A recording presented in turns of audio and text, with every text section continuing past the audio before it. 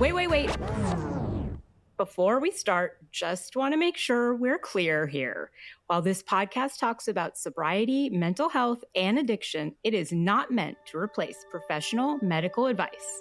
Welcome to Sisters in Sobriety. I'm Kathleen. And I'm Sonia. And we're ex-sisters-in-law, brought together in marriage and bonded through our sobriety journey. Join us as we talk sobriety, addiction, and everything in between. You're in for quite a ride. And our Substack is buzzing with amazing content, from creative mocktail recipes to insightful courses and reflective exercises. There is something for everyone. Don't miss out. It's a great way to add some extra joy and depth to your journey. Check it out. Welcome to Sisters in Sobriety. Today we're diving into the world of mindful drinking and personal transformation with a guest who brings a lot of innovation to the sobriety space. We're thrilled to welcome Silvia Subirana, a clinical psychologist and the head of content development at My Dry 30, an app designed to help people redefine their relationship with alcohol and cultivate a more fulfilling life. But My Dry 30 is more than just an alcohol-free challenge. It's a platform that integrates hypnotherapy, journaling, readings, and self-reflection exercises to help users to build healthier coping mechanisms and discover true well-being. Silvia's journey into this field stems from a deep curiosity about the mind, a passion for helping others, and a commitment to holistic wellness. She holds a master's in clinical psychology, and she also has a background in dance, giving her a unique perspective on the mind-body connection and healing. Welcome, Silvia. We're so happy to have you. Hi, thank you so much for having me. I'm excited to be here. So I'm a therapist and you're a psychologist, so I'm always curious. Can you share a little bit about your background and what drew you to clinical psychology? So I always say that I'm a very curious person. I've been very curious since I was very, very little. And when it came to a time when I needed to decide what to study and what to be when I grow up, I started thinking, what do I like the most? And one of the things that I liked the most was observing people and trying to understand what was going on in their heads. So I made that and I love it. That's amazing. Yeah, Silvia, you've spent years studying human behavior. Was there an experience that led you to focus on alcohol and behavior change? Well, I haven't drunk in around 6 years. Because alcohol doesn't really sit well in my body. I don't really process it well. I had a lot of gut issues back then. So obviously the first thing that I stopped doing was drinking alcohol. And then when I went back to healthy and not having that gut infection anymore, I just didn't feel like going back to drinking. It didn't feel right for my body. So I spent those 6 years trying to understand how alcohol is so normalized and how people use it every day in any sort of context. So yeah, for me it was very fun to explore a little bit more how to approach those situations where everybody or nearly everybody is going to be drunk, but you're sober, right? Any event, like weddings or just like going out with some friends and everyone's having a drink and you're not, right? So I suppose that because I had to do that process and that learning, I realized that I developed a lot of tools but with my own experience, plus combining it with the knowledge that I had in mental health. And I did it to help people like me or have similar situations that just want to redefine their relationship with alcohol. And that's when I found the program My Dry 30, which is basically that. And I don't know if it was fate or what it was, that coincidence, whatever you want to believe in. But when I found it, I was like, this is like exactly what I want to do. This is perfect for me because it combines these two worlds that I'm very interested in. I really want to pursue and help people understand a bit better. So what excites you the most about the work you do at My Dry 30? I think that even if society tells us that we should do one thing, like a specific thing, sometimes that thing doesn't work for us. Maybe it works for your friend, but it doesn't work for you. So I feel very fulfilled when I see people try new things, like for example moderating their alcohol intake or completely going dry, and how beneficial it's for them because they were just drinking out of social pressure or out of habit, really. Sylvia, My Dry 30 is more than just a 30-day challenge. It's really about long-term transformation. So what sets it apart from other sobriety tools and apps? The first thing that I always tell people is that we're never going to blame anybody for anything they do, because we've seen a lot of programs out there that play a little bit with that blame and that guilt, and we really wanted to avoid that because life is difficult enough. We don't need to blame more people for what they're doing, right? So what we wanted to do to help differentiate us and help people is to give them the tools so then they can make better choices that are aligned with their values. We're not going to tell people you should not drink because it's bad for your body, because this and that. Everybody knows the effects, right? Same as smoking, same as many other habits that we still do. People know that these things are bad. But approach, we wanted to give people the tools to understand themselves a bit better so then they can choose. The word choice for us is key. We do 30 minutes a day. The program is during 30 days, 30 minutes a day, where people can actually sit down and focus on themselves, focus on how they process their emotions, if there's anything lingering in many, many different aspects, not only in like emotions, but also in things like the body. Like you said before about my dance background, we really combine that as well, because we understand that the mind-body connection is very important, and just creating different and healthier habits for the person. So, Sylvia, what are some of the core psychological principles behind the app's approach? So we have different activities to do a day. We have 15 minutes of hypnotherapy, 5 minutes of journaling, 5 minutes of reading, and 5 minutes of movement, right? So the way that we wanted to do it was combining working with the unconscious mind and working with the conscious mind. And the way that we work with the conscious mind is that journaling and that reading, right? And the way that we work with the unconscious mind is the hypnotherapy. Hypnotherapy has a different approach that is quite interesting because works with the unconscious and creates change faster, right? And when I talk about hypnotherapy, some people get out like, I don't want to start acting like a chicken, right? Because it has a bit of a bad name because of movies or theater. But basically what I always tell people is you're never going to lose consciousness. When you are in a hypnotherapy session, which in our case is 15 minutes of audio, you're still aware of everything that's happening.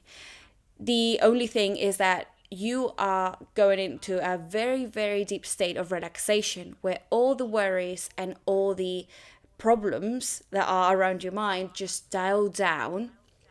So then you are more open to suggestion. And then when you listen to healthier and different suggestions, more aligned with what you want to do, then you are more prone to developing those habits faster, because the brain creates that connection between neurons without you even realizing, right? And you don't have to do it only with your willpower, but also it's created with the unconscious mind. I always love to hear about hypnotherapy because I've seen some of my clients have gone to see hypnotherapists outside of therapy, just like for specific issues, and have really seen great benefits from it. Yeah, it's definitely a different approach that it's not very integrated yet, but more and more therapists are realizing that it's a very nice tool to work with for specific things. I wouldn't say for everything, right? But for specific things, right, it can be very, very powerful. So, for example, when I studied my master's degree, we had a teacher that was specialized in hypnotherapy. And then that's the first time that I learned a bit more about it. And it was very interesting because he was like a doctor in clinical psychology. So he was like very, very educated in all the clinical stuff, but he was combining that with hypnotherapy. And he explained some things that I was like, this is so powerful, and it just it creates shortcuts, which I think that obviously with mental health you need patience because everything takes time and work, right? So in a world where we are anxious to like get things done and just take a pill and make everything better, working with a resource that speeds things up a little bit more in a healthy way or without relying on an external thing, well, I believe it's very powerful. Can you speak a little bit more about how hypnotherapy supports behavior change, like especially in the app? So I'm assuming if there's 30 minutes a day, and you said that I call them meditations, but I guess they're not. The recordings are what, like 15 minutes, you said? And so how does that used in combination with journaling and other things, like it further supports that? It's that shortcut? Yeah, so basically, what happens in the brain when you listen to that hypnotherapy is that your brain has obviously multiple cells, and the brain needs to work a lot to give energy to all the body so we survive, right? So what the body or what the brain needs to do is optimize energy. If not, we would be overworking, right? The brain would be overworking. So it optimizes energy. So the things that we do a lot, the brain just creates a very strong neural path, so a very good strong connection between two brain cells to reinforce that path and make it very easy and accessible, so the brain doesn't need to waste much energy on it. It's just like straight away automatic. But the brain creates that in any habit or anything that we do. It doesn't differentiate if that's good or bad, right? So if, for example, someone is used to having a glass of wine after a stressful day at work, that is automatic. Like they don't even think of actually wanting the glass of wine. They just go there and they just pour it, right? So what hypnotherapy does is create alternative paths between the neurons, right, between the brain cells. So little by little, those paths that are uncomfortable at first, and sometimes they're difficult to stick to only with willpower, and they little by little are reinforced, so then they are more accessible when we try to access them consciously. It makes it even more powerful because then there's two things going towards the same goal. Yes, for sure. For sure. And I think you're using multiple tools to achieve the same goal. So I think that's fantastic. What are some of the most effective exercises, Sylvia, in My Drive 30 that help users sort of reframe their relationship with alcohol? I would say the combination of them four is the most powerful. So if you combine journaling questions, hypnotherapy, and movement, the combination is just way more powerful just because of the reason that I was saying before. All of them will get you far, but then when you combine them, we'll just get there way faster. I love talking about journaling. Everybody knows that. And so how does journaling help us shift our mindset around alcohol? So the way that we approach it is we don't only focus it on alcohol, we focus it on all different aspects of the life. Of course, we have a specific emphasis on alcohol, but basically, I really love journaling as well because people don't understand sometimes that the brain doesn't know the difference between talking to a friend, like just dumping information to a friend and dumping all that information in a notebook, right? And sometimes just feeling that we are Yeah. I didn't know that. and sometimes just feeling like we're being heard makes a huge difference, and the brain again doesn't understand if it's someone that is actually listening to us or it's just a piece of paper, right?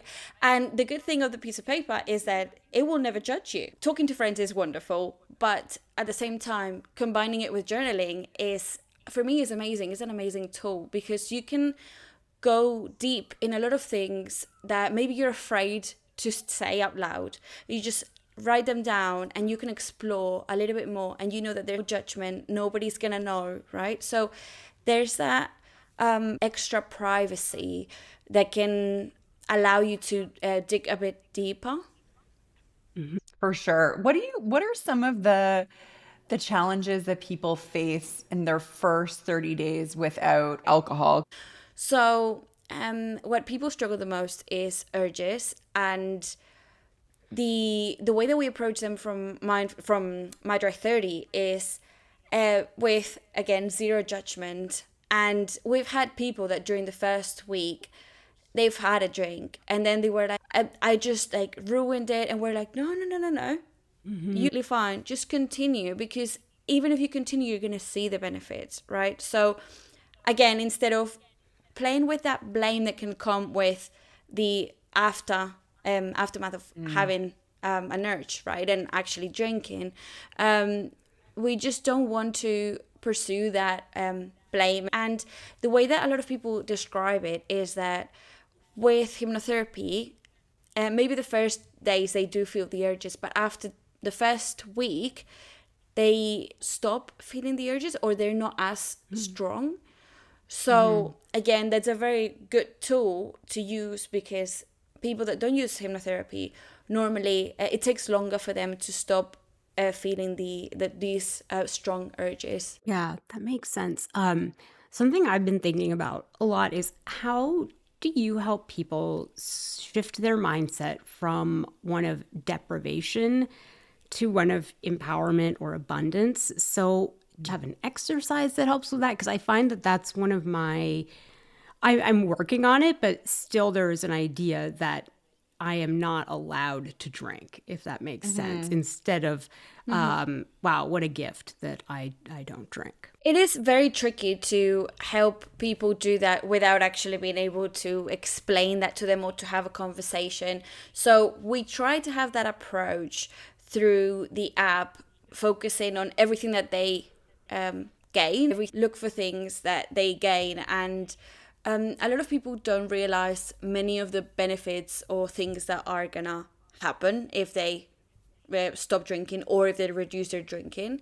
One is gratitude, because it's been it's more than known that gratitude is does wonders, right, for mental health. So the first one is gratitude, and then they receive a banner that says, hey, grab your phone and call someone that you are grateful for and you haven't let them know lately, or just send them a message, right? Just anything works. And it takes 2-5 minutes. It's not long to do. And when the other person receives the message or receive the call, they're going to be so happy, because you're going to make their day. Everyone wants to feel that connection, right? It's positive to receive that. And then just because you've made someone that you love happy, you are going to have joy as well. So by focusing on that connection, and we little by little or try to help people understand the greatness of many other things apart from drinking. I don't know if you felt that, Kathleen, like on vacation, there's that moment where you're like, I know my boyfriend was like, oh, I'm going to try the local beer, or I'm going to have a pina colada. And I'm fine with it, right? But there is this like part of me that feels like, oh, I can't drink. As opposed to, I'm vegetarian and I don't feel that way about meat. But I do feel, because I feel like that is a choice, right? Whereas I get that me not drinking is a choice, but there's something slightly different about it, if that makes sense. So you know what's funny is I did not feel that way on vacation about alcohol at all. Yeah. I was like, it didn't even faze me to not drink. But sugar was a major issue for me. I was like, I want to have that ice cream. Deprivation. You felt like I felt deprivation from sugar, but not from alcohol. Yeah. Yeah. What does that mean? There's this difference between, for example, what you were saying, Sonia, between the meat and the alcohol, because meat doesn't have that addictive component that alcohol has. So the way that it reacts with the brain is different. So even if you don't crave that meat, It's because there's a different process when you eat meat than when you drink alcohol. It affects way more things on the body in the alcohol. It's the same way with like smoking cigars, for example, or like tobacco in general. Yes. A lot of people that say that they quit smoking, they cannot have one, because if they have one, they're going to go back, Yes. right? They're going to go back Yes. into it. So there's that addictive component that, for example, alcohol, tobacco, and many other things have, that, for example, meat or other like healthy foods, like quote unquote, don't have. Like sugar No, has the you're right. addictive quality, right? Sugar has that Exactly. in the brain, big Exactly. time. Yeah. Yeah. So true. I think if I want to have like a bite of his steak, I can. If I want to have a sip of his beer, I can't. There's a difference.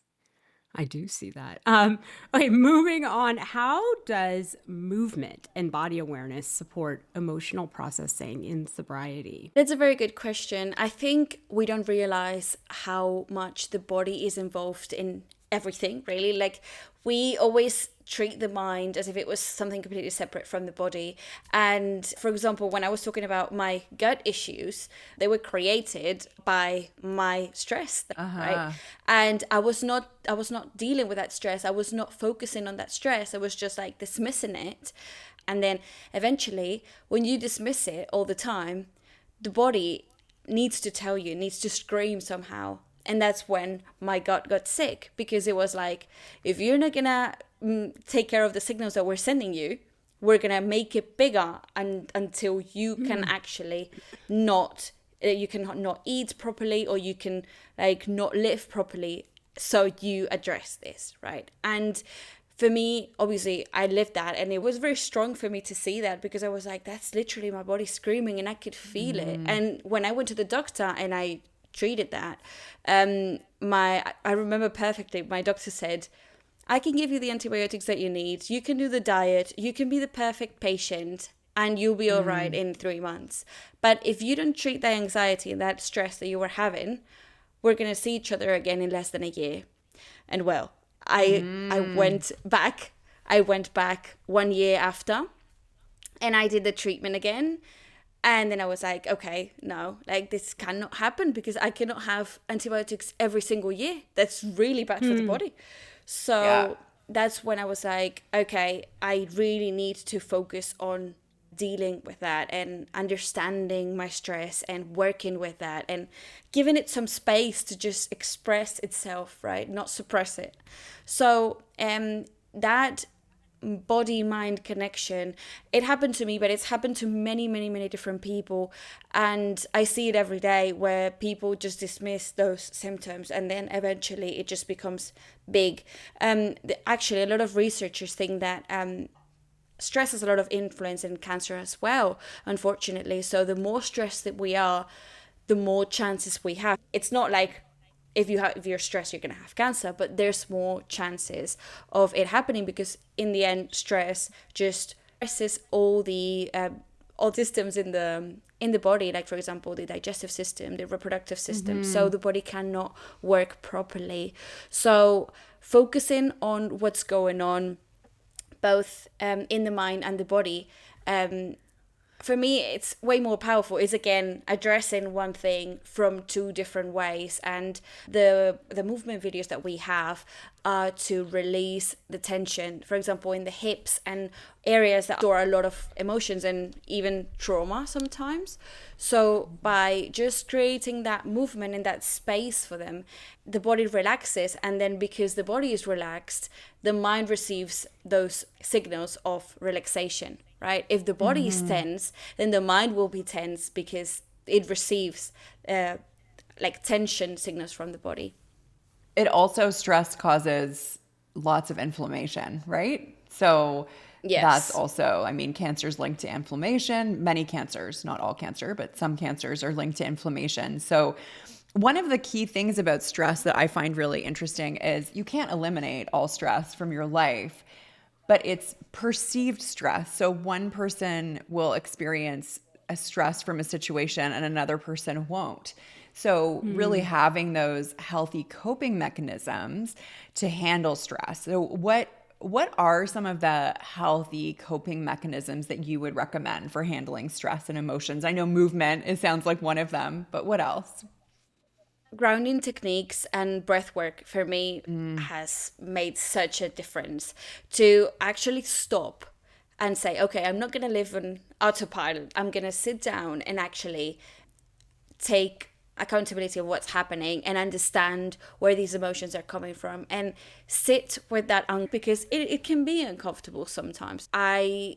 I'm still mastering that because it's very difficult, but for me, grounding techniques to stop the overthinking has also been key, because if not, the mind just goes, and you're lost, right? So different grounding techniques. For example, the one, like my favorite one is the 5, 4, 3, 2, 1 involving the senses. I don't know if you know about that, but it's basically you go outside in the garden or like whatever you feel comfortable, and you say out loud 5 things that you can see, and then 4 things that you can touch, and you actually go and touch the things, and then 3 things that you can hear, 2 things that you can smell, and 1 thing that you can savor or you can taste, right? Obviously you can change the senses. The important thing is that you actually do involve, like, get the body moving and touching and listening, right? So by engaging all the senses in the here and now, the body focuses on the here and now, so your mind just stops wandering and being like so far away, and also focuses on the here and now. And for me, being able to just cut those negative overthinking cycles and saying, okay, now I can reset and I can continue with my day differently has been key, because if not, you get caught up in those cycles, and then you're there. And I talk to many of my patients that say that they're just stuck in there, and it's very, very hard for them to move on, right? I love grounding techniques. I use them all the time in my practice, and I use them myself, but I also use them with my 10-year-old daughter because they're really easy to understand. And she doesn't like it when I do breath work with her. She is like, stop using your meditation voice, but she doesn't suspect anything when I use the grounding exercises. So that helps a lot. What advice would you give to someone who feels stuck in this cycle of quitting and then starting over and quitting and starting over? Well, there's a lot of emotions that can come from that, right? A lot of judgment sometimes, a lot of shame. A lot of people have a very negative dialogue with themselves, saying that they're not worthy, and I've come back to it again, I'm just not good enough, right? Or of course all those self-doubts, and they're very harmful, and it's very difficult to get out of that cycle of going out and like start drinking and then stopping and then again, if we don't change the internal dialogue. Obviously that's it takes time because it's a mindset thing, but instead of saying I am a failure, changing it to I have failed, even if it's just a tiny tweak, it just changes a lot, because now you're not attributing to you're not a failure, you are just a person that has made a mistake. But everybody makes mistakes, right? So it's way easier to just externalize that. And little by little, by changing that mind and that way that we talk to ourselves, people feel more comfortable and more powerful to actually just break a little bit that cycle, and because there's not that negative internal dialogue. Yeah, that's so interesting. I think also part of that is I would get into that cycle and then convince myself I didn't have a problem and be like, okay, I can have like a drink. So what is your perspective on gray area drinking, and how can people recognize if it's becoming a problem? Are there a few things we can look at and say this is becoming a problem?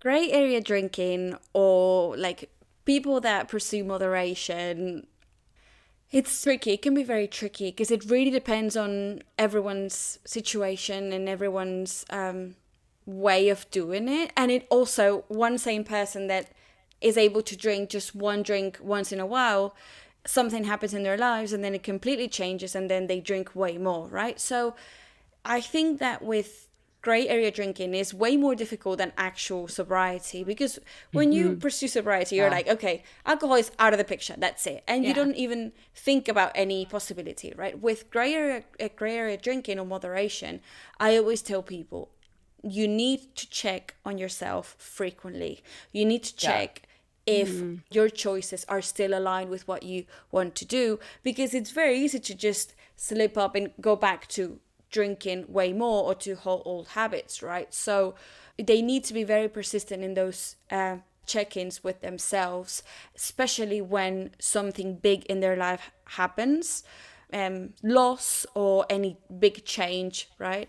So tell people that they need to check, and also they need to understand if gray area drinking is good for them or not, because some people just cannot do it. Some people is all or nothing, right? And they have to accept that as well. It's how their body reacts, and sometimes it takes a while for people to accept that, because they're like, oh, I'm never gonna be able to drink again, right? And it sometimes that feels like catastrophic, right? The same with sugar. For example, I love chocolate, and when I think of I'll never have chocolate again, I'm like, oh hell no, right? Exactly. No. So it takes time to internalize the benefits of actually not having that ever again. So yeah, that's what I always encourage people to be very, very mindful and very conscious of when you're drinking and the reason why you're drinking. Yeah, that's exactly it. I think for me, it's the reason why. Like, are you using it for something? Silvia, what advice do you have for someone who's sober curious, but not sure if they're ready to commit to sobriety? I always tell people to explore. So doing things a bit differently is not going to harm you. The only thing that you can get from that is like you're learning from it. You get growth, you get understanding of ways that your body reacts, right? If you do things a bit differently.